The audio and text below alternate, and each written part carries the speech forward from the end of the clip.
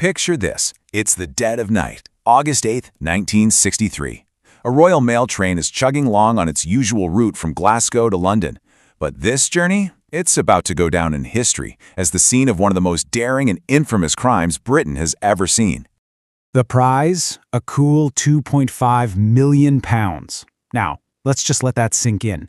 In today's money, we're talking about a mind-blowing £67 million. For the 1960s, a score like this was it was completely off the charts. So you've got this massive, multi-million-pound heist, an operation planned down to the second, and it was all unraveled by a game of Monopoly. Seriously, how on earth does that happen? Well, let's get into it. Okay, so every legendary heist has a mastermind, right? For this one, it was a guy named Bruce Reynolds, a pretty well-known criminal in London. He knew hitting a moving train was a whole different ballgame, so he pulled together a crew of specialists, including a tough gang called the South Coast Raiders. But their real secret weapon wasn't a getaway driver or a demolitions expert. Nope. It was their man on the inside, a completely mysterious figure they only knew as the Ulsterman. This guy worked for the Royal Mail, and he was the one feeding them the golden nuggets of information that made this whole thing even possible.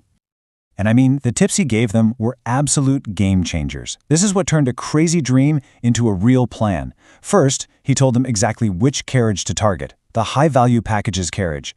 Then, he let them in on a huge security flaw. The specific carriage being used that night had no alarm. And here's the kicker. Because of a recent bank holiday, it was carrying almost 10 times the normal amount of cash. Jackpot. So, with this incredible intel in hand, the gang picked their spot.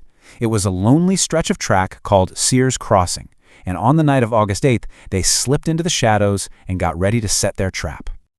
You've got to hand it to them. Their timing was perfect. Right at 3 a.m., they rigged the trackside signal to show a red light using just a glove and a battery.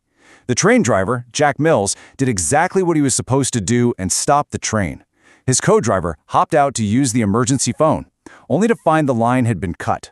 The train was a sitting duck, and that's where the gang swarmed out of the darkness. But you know how plans go. Almost right away, they hit a massive snag. See, they brought their own retired train driver to move the engine, but the guy took one look at the controls of the new engine and had no clue what to do. So they had to improvise fast. They were forced to go back for the original driver, Jack Mills, who they'd already hit over the head, and make him drive the train to their ambush spot. So, with poor Jack Mills now at the controls, the gang directed him to move the engine and the two front carriages about a mile down the track to a place they picked out, Bridego Bridge.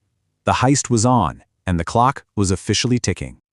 They gave themselves just 15 minutes. That's it. Any longer, and the risk of getting caught would go through the roof. You can just imagine the pressure. The gang stormed that high-value carriage, quickly overpowered the staff inside, and then it was just a mad dash to unload the money. We're talking 120 heavy, bulky mail bags, all stuffed with cash. I mean, think about the sheer weight of it all. 2.5 tons of money. They had to form a human chain, passing these heavy bags one by one from the train, down a steep embankment, to a truck waiting on the road below. In their rush, they actually left a few bags behind, but they had what they came for. Before they disappeared, one of them turned to the terrified train crew and gave them that chilling warning. It was meant to buy them time, but ironically, that little detail would end up being a massive clue for the police. So the gang takes off, speeding through the night for about 45 minutes until they reach their hideout. It's a secluded rental called Leather Slade Farm, about 27 miles away. They'd done it. They'd pulled off the crime of the century. Inside that farmhouse, the atmosphere must have been electric. They're listening to the police chatter on a radio, they're divvying up millions of pounds, about 150 grand for each of the main guys, and they're celebrating. And then, in just a moment of pure, unbelievable hubris, they break out a Monopoly board and start playing with the actual stolen money. But that celebration came to a screeching halt. A report came over their radio. The police, using that 30-minute warning, had worked out a search radius of about 30 miles, or 50 kilometers. The gang suddenly realized their farmhouse was smack bang in the middle of that search zone. The original plan to lay low all weekend? Out the window.